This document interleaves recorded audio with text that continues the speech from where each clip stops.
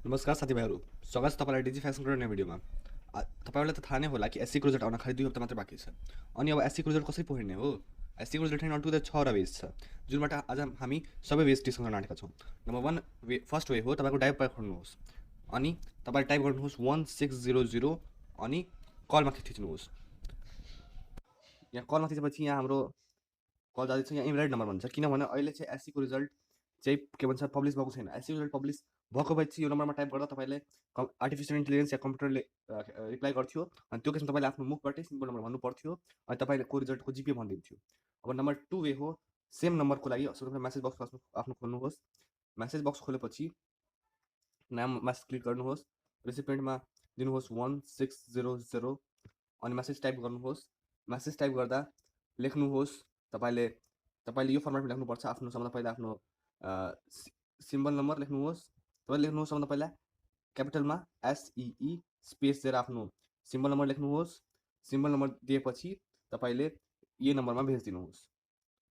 यो नम्बरमा पठाएपछि अहिले चाहिँ डेस्टिनेसन भन्दैछ कि रङ छ, तर एससीको रिजल्ट आएपछि यो डेस्टिनेसन करेक्ट हुन्छ अनि त्यसमा तपाईँको जिपिएको साथ तपाईँको मार्क्स पनि आइहाल्छ। हाम्रो थर्ड वे हो, यसको लागि तपाईँले आफ्नो ब्राउजर खोल्नुपर्छ। मैले यहाँ गुगल ब्राउजर युज गर्दैछु। ब्राउजर खोल्नुहोस्। ब्राउजरमा तपाईँले लेख्नुहोस् NEB सर्च गर्नुहोस् अनि NEB सर्च गरेपछि यहाँ वेलकम टु नेसनल एक्जामिनेसन बोर्डमा क्लिक गर्नुहोस्। क्लिक गरेपछि यहाँ अप्सन्समा तपाईँले यहाँ रिजल्टको अप्सन हुन्छ, नतिजाको अप्सन हुन्छ, नतिजामा जानुहोस्। रिजल्टमा अनि अहिले 12को रिजल्टको अप्सन आएको छ, किनभने अहिलेसम्म एससीको रिजल्ट आएको छैन। एससीको रिजल्ट आएपछि यहाँ एससीको पनि अप्सन हुन्छ, symbol number date of birth हाल्नुहोस्, तपाईँको रिजल्ट आउँछ। अब हाम्रो फोर्थ वे, अब हेरौँ फोर्थ वे फेरि हामी गुगलबाट ट्राई गर्न आँटेका छौँ।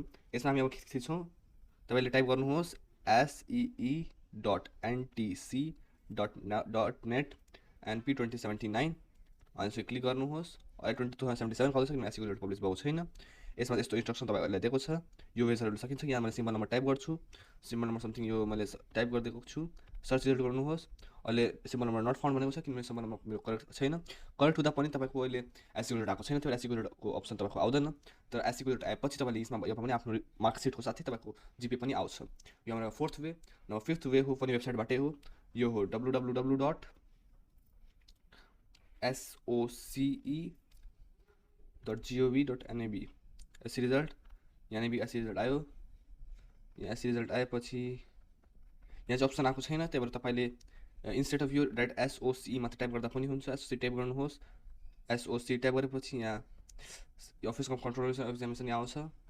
अहिले नट वर्किङ भन्दैछ, तर एससीको रिजल्ट आएपछि अहिले यो के भन्छ कन्स्ट्रक्ट त्यसमा चल्दैछ रिपेयरिङमा, किनभने एससीको रिजल्ट आउन आँटेको छ, त्यही भएर धेरै इन्फर्मेसनहरू पब्लिस हुँदैछ। त्यही भएर अहिले हाम्रो एससीको रिजल्ट को अहिले प्रिपेरेसन चल्दैछ। तर एससीको रिजल्ट आएपछि यहाँ अप्सन तपाईँको डेट अफ बर्थ र तपाईँको सिम्बल नम्बरको त्यो टाइप गर्नुहोस्, तपाईँको मार्कसिटको साथ तपाईँ जिपे पनि आउँछ। अनि हाम्रो लास्ट वे चाहिँ हो, फेरिदेखि आफ्नो म्यासेज खोल्नुहोस् अनि सेम कुरा तपाईँ लेख्नुहोस्, तर तपाईँको रिसिपिएन्ट नम्बर हुनु चाहियो, तपाईँको रिसिपिएन्ट नम्बर हुनु चाहियो 35001 अनि यसरी गरेर तपाईँले आफ्नो SEE टाइप गर्नुहोस्। यहाँ तपाईँले आफ्नो सिम्बल नम्बर लेख्नुहोस् अनि सेन्ड गरिदिनुहोस्। यति गर्दा तपाईँको यो 6वटा वेजमा एउटा वेज जरुर काम गर्छ अनि काम गरेपछि तपाईँको एससीको रिजल्ट तपाईँले थाहा पाउनुहुन्छ। तपाईँको सबैलाई best of luck for the SEE। Hopes तपाईँ सबैजनाले आफ्नो मेहनतको साथै राम्रो रिजल्ट पाउनुहोस्। अनि च्यानलमा नयाँ हुनुहुन्छ च्यानललाई सब्सक्राइब गरिदिनुहोस्, लाइक गरिदिनुहोस्, कमेन्ट गरी सेयर पनि गरिदिनुहोस्। तबसम्मलाई tata, bye bye, take care.